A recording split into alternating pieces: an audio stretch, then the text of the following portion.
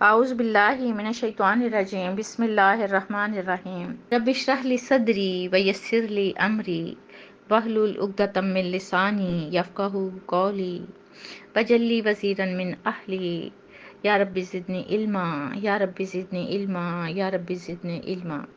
السلام علیکم ورحمۃ اللہ وبرکاتہ۔ میرے بچے کیسے ہیں؟ میرے شہزادے بچے، میری ٹیچرز، میری فیملی، میرے دوست احباب، اللہ تعالیٰ آپ کو صحت اور زندگی عطا فرمائے اور ہمیں اللہ تعالیٰ اپنا بندہ، پیارا سا بندہ بنا لیں۔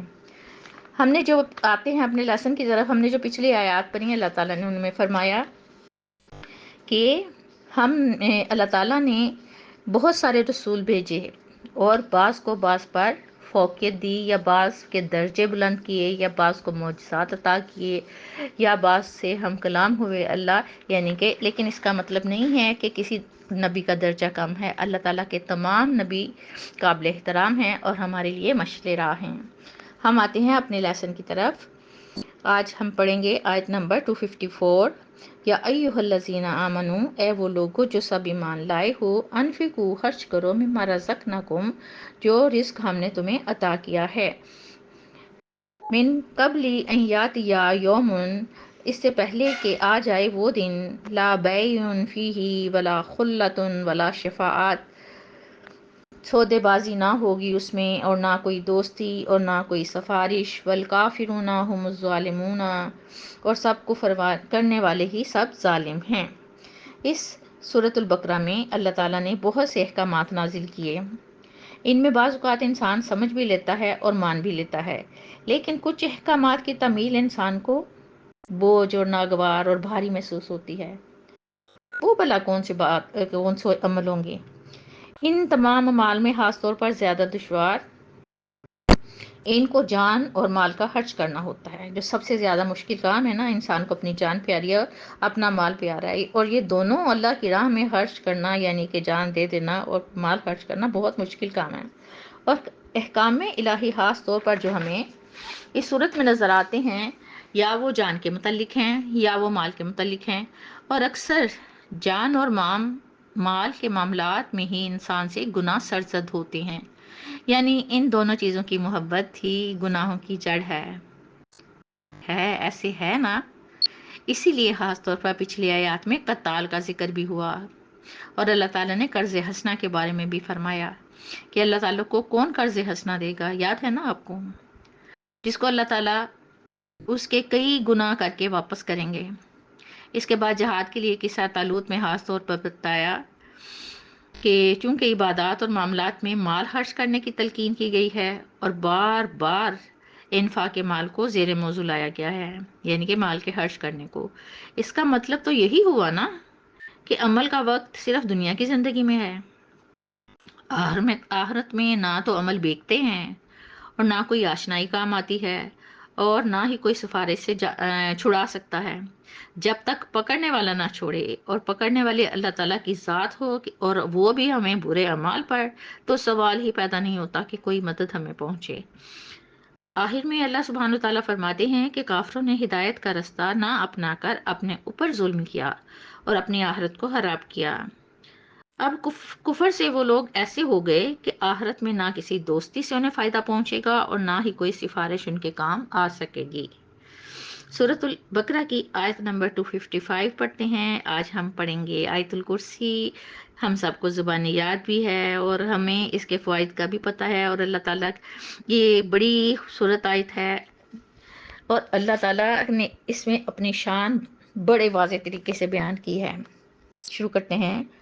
اللہ لا الہ الا هو الحی القیوم، اللہ کے سوا کوئی معبود نہیں، وہ زندہ ہے، قائم رکھنے والا ہے۔ لا تاخذہ سنۃ ولا نوم، نہیں پکڑتی اسے اونگ اور نہ ہی نیند آتی ہے۔ لہ ما فی السماوات و ما فی الارض، اسی کا ہے جو کچھ آسمانوں میں ہے اور جو کچھ زمین میں ہے۔ من ذا الذی یشفع، کون ہے وہ جو سفارش کر سکے، عندہ الا باذنہ، اس کے پاس مگر اس کی اجازت سے۔ یعلم، جانتا ہے، ما بین ایدیہم، جو ان کے سامنے ہے، وما خلفہم، اور جو ان کے پیچھے ہے، ولا یحیطون بشیء من علمہ، اور نہیں وہ سب احاطہ کر سکتے کسی چیز کا اس کے علم سے، الا بما شاء، مگر اس کا جو چاہے وہ، واسع کرسیہ السماوات والارض، گھیر رکھا ہے اس کی کرسی نے آسمانوں اور زمین کو، ولا یعودہ حفظہما، اور نہیں تھکاتی اسے ان دونوں کی حفاظت، وہو العلی العظیم، اور وہ بہت بلند اور عظمت والا ہے۔ آج ہم جو آیت کرنے والے ہیں اسے ہم سب اچھی طرح واقف ہیں، گو ہم میں کچھ لوگوں کو اس کے مفہوم کا شاید علم نہ ہو، لیکن زبانی سب کو یاد ہے۔ اس آیت کے لیے اللہ تعالیٰ نے اتنے فائدے بیان کیے ہیں جن کا احاطہ ممکن نہیں۔ اس آیت میں اللہ تعالیٰ کا پیارا پیارا نام 17 مرتبہ آیا ہے۔ اس سے پہلی آیت میں بھی اللہ تعالیٰ کی عظمت و شان بیان ہوئی ہے۔ اب اس کے بعد اس آیت کو، جس میں اللہ تعالیٰ کی توحید اور تقدس و جلال بیان کیا گیا ہے، اور جتنی عظمت اور وضاحت کے ساتھ اللہ تعالیٰ نے اسے نازل فرمایا ہے، اسی آیت کا لقب اللہ تعالیٰ نے آیت الکرسی دیا۔ اسی آیت کو حدیث میں قرآن کی سب سے بڑی آیت الکتاب فرمایا گیا۔ اس کی بہت فضیلت اور ثواب بیان کیا گیا ہے، اور اصل بات تو یہ ہے کہ اللہ سبحانہ وتعالیٰ نے اپنے کلام میں اس میں 3 قسم کے مضمون کو جگہ جگہ بیان کیا ہے۔ پہلے علم و توحید، علم توحید اور صفات کی بات کی گئی ہے، پھر علم احکامات بیان کیے گئے ہیں، اور ان باتوں کو ایسے مربوط کیا گیا ہے کہ اللہ تعالیٰ کی صفات کو آنکھیں بند کر کے بھی ذہن نشین کیا جا سکتا ہے، اور اللہ تعالیٰ نے ان کو بیان کر کے تمام احکامات کو دل میں اتنا مستحکم کر دیا ہے کہ اکھاڑے نہ اکھڑے۔ اللہ تعالیٰ آیت کے شروع میں فرماتے ہیں کہ وہی معبود ہے اور عبادت کے لائق ہے، اور اللہ تعالیٰ کے علاوہ کوئی عبادت کے لائق نہیں۔ یہ بات ہم بڑی اچھی طرح جانتے ہیں۔ اللہ تعالیٰ ہمیشہ سے ہیں اور ہمیشہ رہیں گے، وہ سب کچھ سنبھالے ہوئے ہیں، اور ان کی قدرت پر وقت قائم ہے۔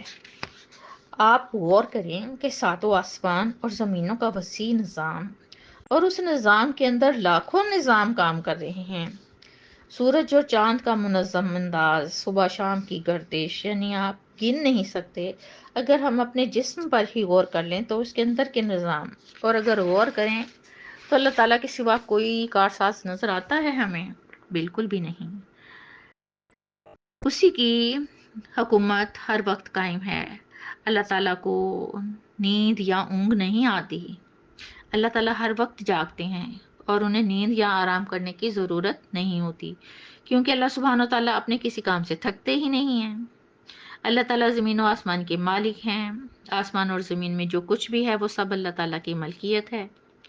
اللہ سبحانہ وتعالیٰ قرآن پاک میں فرماتے ہیں کہ کھجور کے اندر گٹھلی کے اوپر جو باریک سا چھلکا ہوتا ہے نا، انسان تو اس کا بھی مالک نہیں۔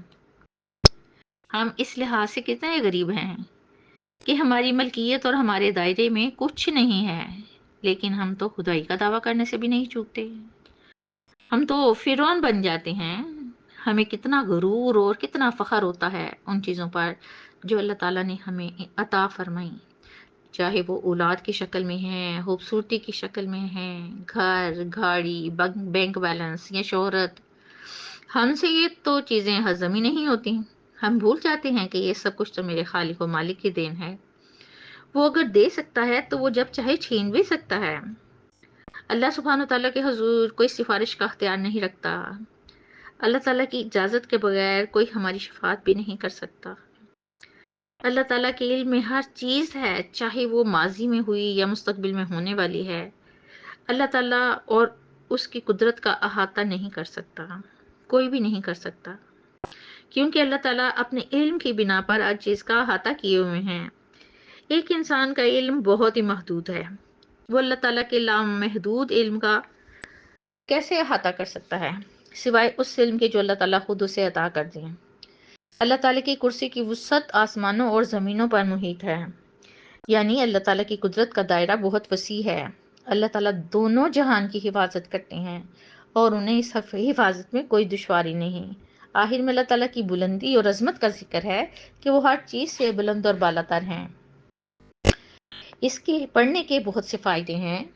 آیت الکرسی پڑھنے والا اللہ کی حفاظت میں رہتا ہے۔ رات کو سونے سے پہلے اس آیت کو پڑھا جائے تو شیطان کے اثر سے محفوظ رہتا ہے۔ آیت الکرسی کو اگر ورد کے طور پر زبان پر جاری کر لیں تو اللہ تعالیٰ اس انسان کو دنیا اور دین میں کامیابی عطا فرماتا ہے۔ اسی کے ساتھ میں آپ سے اجازت چاہتی ہوں۔ ہنستے رہیے، بستے رہیے، خوش رہیے، آباد رہیے۔ اللہ حافظ۔